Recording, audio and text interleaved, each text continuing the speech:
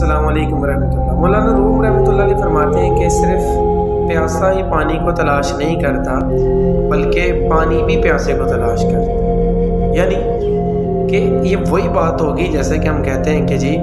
جب انسان اچھائی کی طرف بڑھتا ہے تو صرف انسان ہی اچھائی کی طرف نہیں بڑھتا بلکہ اچھائی بھی انسان کی طرف آنا شروع کر دیتی ہے۔ لیکن یہاں پر جو ایک کام ہے جس کو انسان کو مد نظر رکھنا چاہیے وہ یہ چیز ہے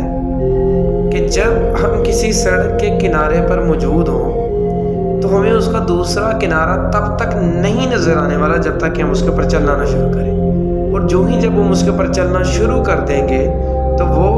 راستہ نمودار ہونا شروع ہو جائے گا، حتیٰ کہ پھر ایک وقت ایسا آئے گا جب کہ دوسرا کنارہ آپ کے بالکل سامنے ہوگا۔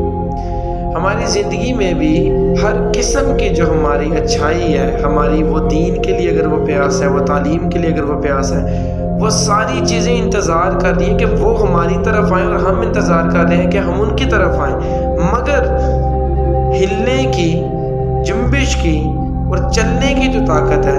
وہ آپ میں ہے۔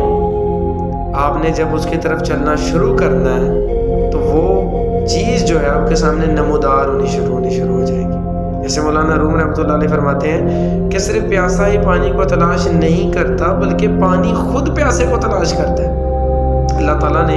اس دنیا میں جتنی بھی چیزیں بنائی ہوئی ہیں ان چیزوں کو کسی مقصد سے بنایا ہوا ہے، تو ہم ان چیزوں کو تلاش کرتے ہیں، چیزیں اپنے مقصد کو تلاش کرتی ہیں کہ وہ کس کے ذریعے اپنے آپ کے جو جسم کے وجود کا جو مقصد تھا اسے پورا کر پائیں۔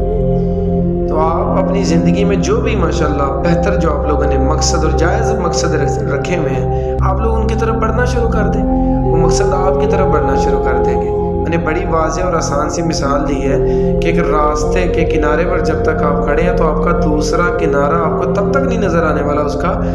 جب تک کہ آپ اس کے اوپر چلنا نہیں شروع کر دیں گے۔ اور خوبصورتی کیا ہے عمل کی کہ جب آپ چلنا شروع کر دیں گے راستہ تبھی سے نمودار ہونا شروع ہو جاتا ہے آپ کے سامنے۔ جزاک اللہ۔ السلام علیکم۔